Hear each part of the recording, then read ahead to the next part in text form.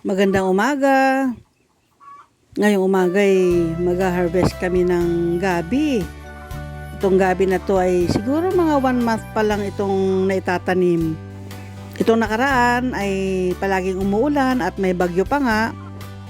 Kaya ang gabing aming itinanim ay umusbong ng husto. Binabawasan lang namin yung kanyang tangkay o yung kanyang dahon. Kasi marami na eh. Magtitira lang kami ng mga dalawang tangkay niya, ganyan, dalawang sanga. Tama na yun, uusbong ulit yan pag umulan. Itong nakaraan nga, panay ang araw naman. Sobrang init, 1 linggo ba naman yun? Kukuha lang kami ng isang ulaman. Tama na yun, kasi dadalawa lang naman kami na mag-ulam. Next time ulit yung iba, wag lahat i-harvest para may susunod pa. Masarap ang gabi kasi, di ba?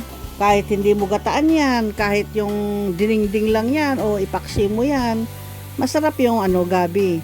Pinakamasustansyang gulay pa nga yata yan eh. Kaya dapat talaga magtanim tayo ng gabi, damihan natin.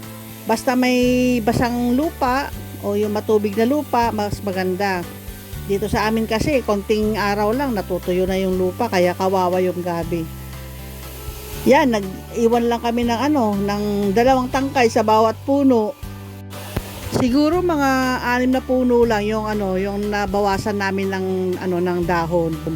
Sa susunod na lang ulit yung iba. Yan ang dami pa May mga harvest pa sa susunod. Kaya wag ubusin. Tama na ito. Kasya na ito sa amin. Hanggang sa susunod muli.